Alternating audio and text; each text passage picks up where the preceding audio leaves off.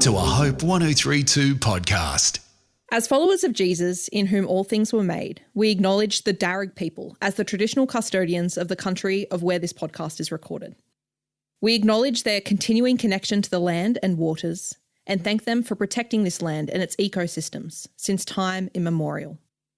We pay our respects to elders past, present and future, and we extend that respect to all First Nations peoples listening today.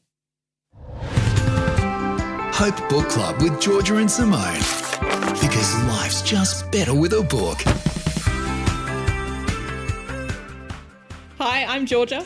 And I'm Simone. And welcome to episode 60 of the Hope Book Club podcast, where we chat about books from a hope-filled Christian lens.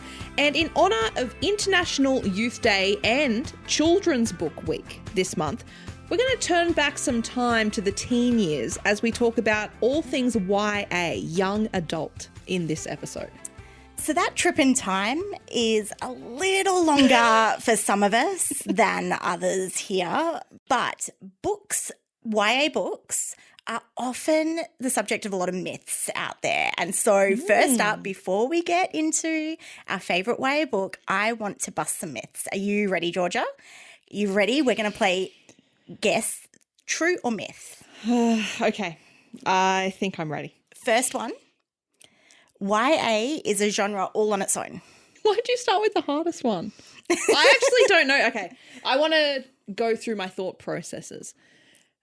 Books, like adult books, will have all different genres. So it makes sense to me that there's young adult versions of all of those genres. But sometimes we just talk about YA as YA books. I'm going to go with my gut and say that is a myth. You ready to lock that in? Yes. You're locking that? Yeah, true. Oh, no. Okay. Zero from one. It's a myth because, true. Your answer is true. Correct. So it's a myth. Like YA is just young adult books. That includes fantasy, drama, like all the different kind of genres that there are. Good. I'm vindicated. Okay. Number 2, it's for teens. Well, yes, it is for teens, but it's not only for teens. True. It is true. However, like you said, it's for all ages. Yes, I love YA books. It's teens or sort of, I guess, young adults as in children. I would say personally like 10 to like 18 would be the teen range. Yep. But I think everyone has different, that kind of pre-teens, teens.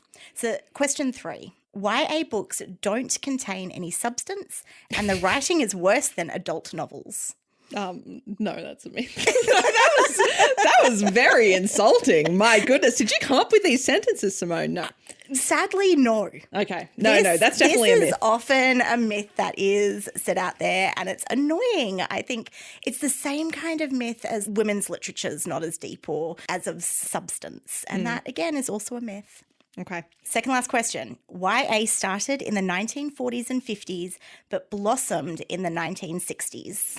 Okay, I have no idea about this one, so I'm going to take a complete stab in the dark and say 1940s and 50s.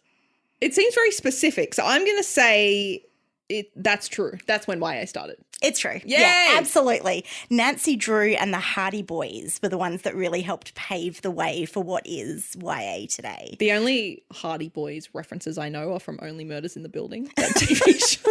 So maybe I need to go back and read the actual books. That's gold. I definitely read more Nancy Drew. Final question. People who read YA books can't handle adult books.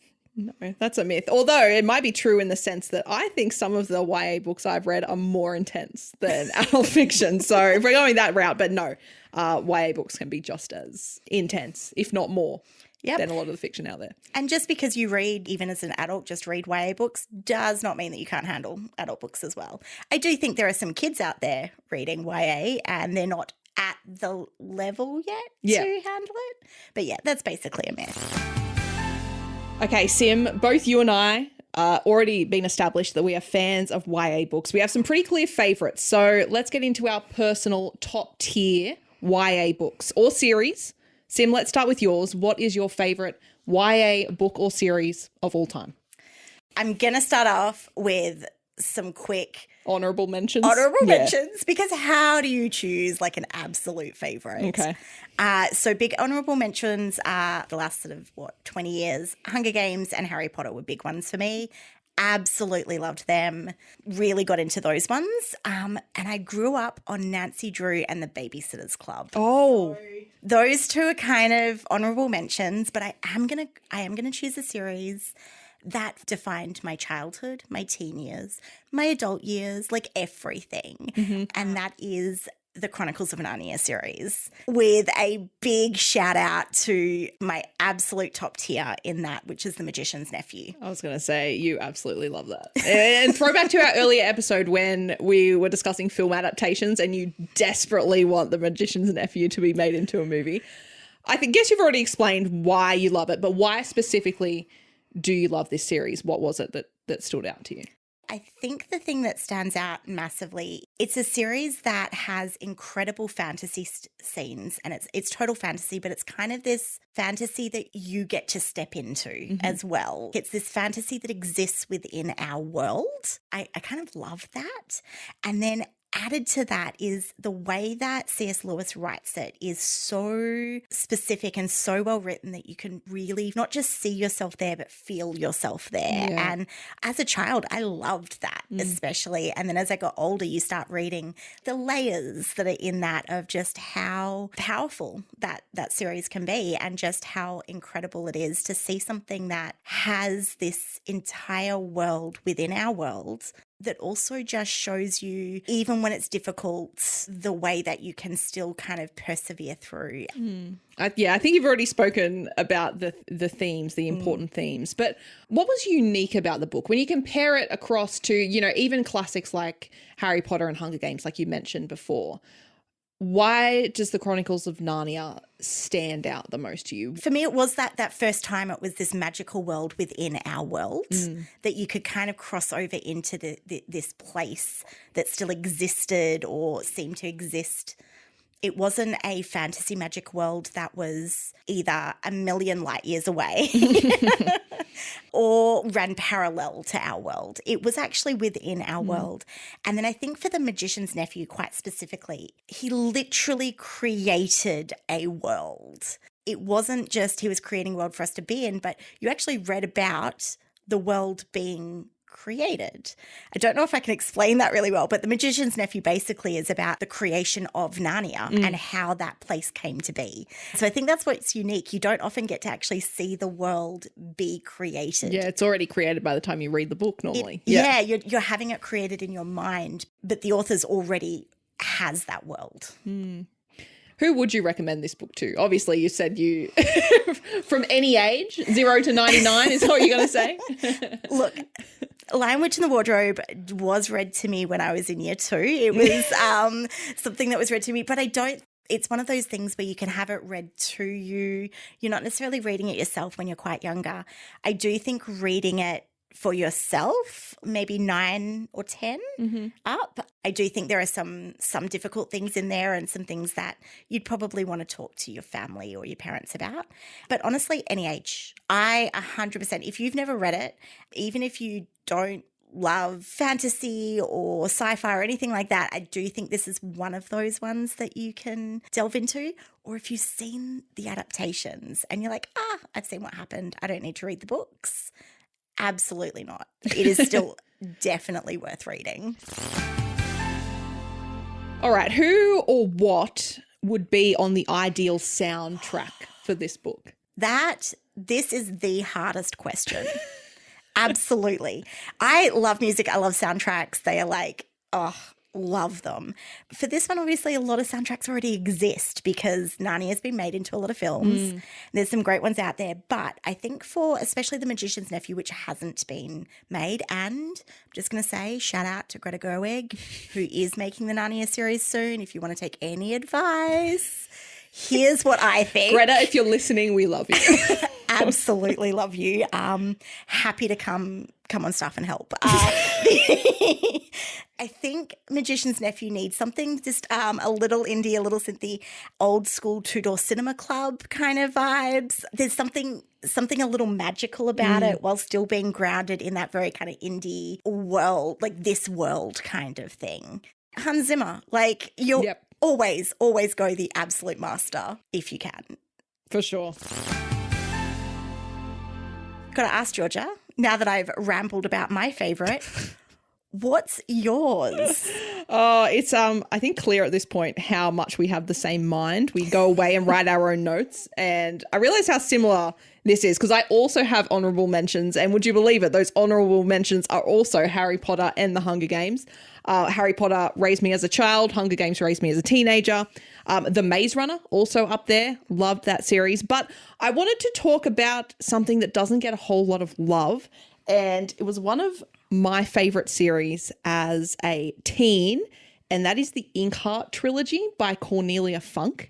And I brought the book because it is the thickest book that I own up until this point. Even the Bible isn't that as thick as this book. It's 1,146 pages. It is all three books in one, so it's not just like you're not just reading one book. That is the Inkheart series, and the story follows 12-year-old Maggie, who learns that her bookbinder father, Mo, actually has a special gift. When he reads aloud to her, he actually brings characters to life, like from the book into the real world. Now, when Maggie was 3, Mo read aloud from a book called Inkheart, which brought the evil characters from that novel into the world, including the villainous Capricorn. But this power came with a price, and as a trade, Maggie's mother had to go into the book instead. So she's been missing, quote, missing for 9 years. So now Maggie and Mo must fight to stop Capricorn, stop the villains, and rescue Maggie's mum from her fate. That sounds awesome. It is so good. I love this book so much. It was a present from my friend for my 12th birthday, and I read it. It took me 8 weeks to read the entire trilogy all over the Christmas holidays at the end of year 7. Brilliant. Best 8 weeks of my life. I was going to say, that's the kind of birthday present you want, right? Absolutely. Yeah. Or Christmas. So I've got to ask, you sort of talked a little bit about why you love the book. Is there anything else, like any other reasons that you just love it? I am not a big fantasy person. My first fantasy books that I read were probably actually the Chronicles of Narnia, which I loved. Harry Potter I didn't love. It was a different kind of fantasy. So here we're talking more like Lord of the Rings kind of vibes, right? I was completely engrossed in this book. And normally fantasy doesn't grab me. The characters, the scenes, I find it all just too descriptive and too much. It's like you get me to the good parts. Too much is happening. But this world that Maggie and Mo found themselves in was just completely engrossing to me. I think also Cornelia Funke, the author herself, is actually German. So this is a translated copy. So I think it was different than a lot of the other fantasy books that I'd read by English authors. I don't know if that came across just simply in the translation. It was different than other books I was used to. It didn't have a naturally kind of happy ending. It dealt with a lot of difficult themes. And when I was 12, I wasn't used to books that weren't wrapped up nicely in a little bow. So I think that was also intriguing to me. Maggie being 12, very similar age to when I read it. I saw myself a lot in her. And also, I must say that book itself was a love letter to books. In total, there are 57 books and their characters, actual books and their characters mentioned within Inkheart. I loved it. It was amazing. That's more than a year's worth of like a book a week to go and like read the book list that comes from the book. I actually did find the book list. You can find it on Goodreads, the 57 books that are mentioned within Inkheart. It's there. That's fantastic. It's like a book that gets people to read more books. Yeah. What was sort of unique about the book? You've spoken about a few things already, but I think similar to The Magician's Nephew, what you really liked about that it was fantasy kind of embedded within the real world. That was very similar to this book. You had fantasy characters coming into the real world. You had real characters being transferred into a book, and they kind of kept swapping over. So you have this real, for want of a better word, cultural difference between book worlds and the real world. You had the main characters swapping all the time. It was very meta as well. You have characters from a book called Inkheart coming to life in a book called Inkheart. So It's quite confusing, and it's kind of like Christopher Nolan Inception in a way.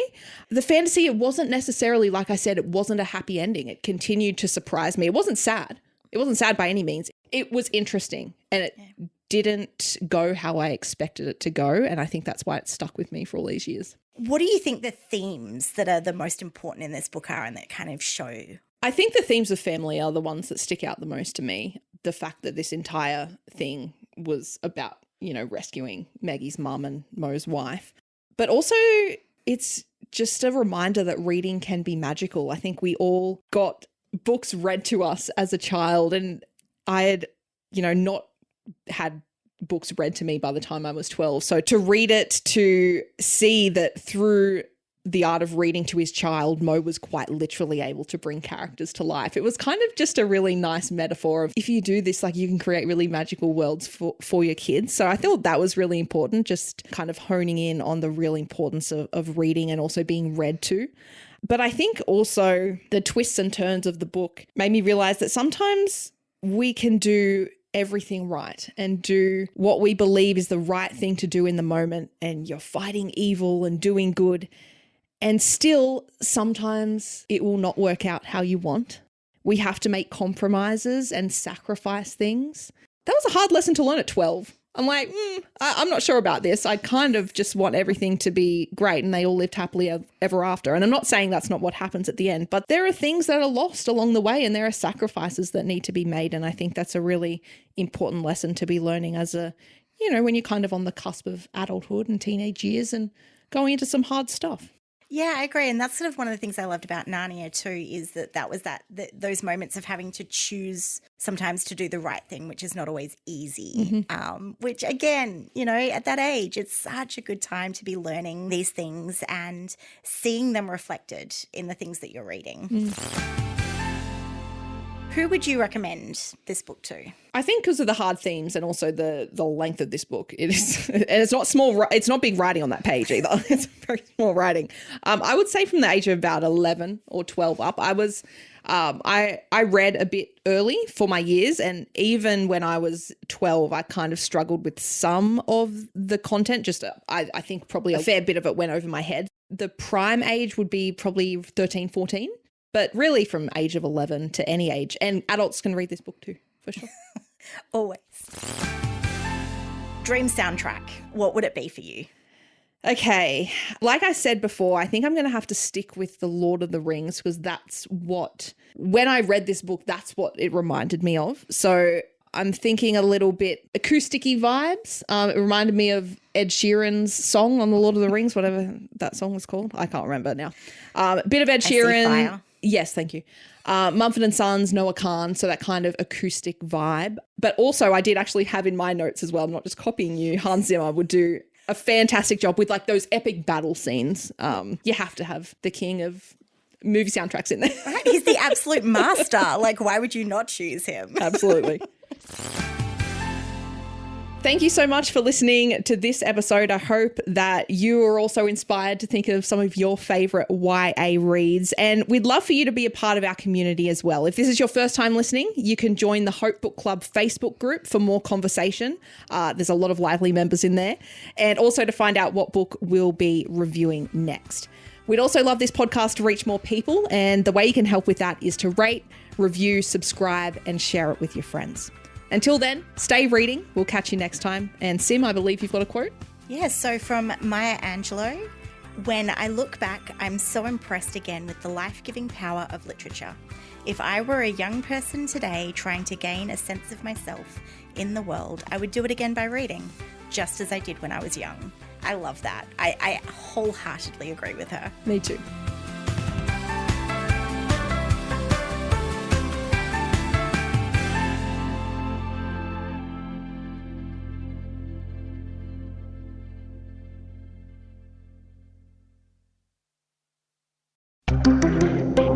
Hope 103.2. Thanks for listening.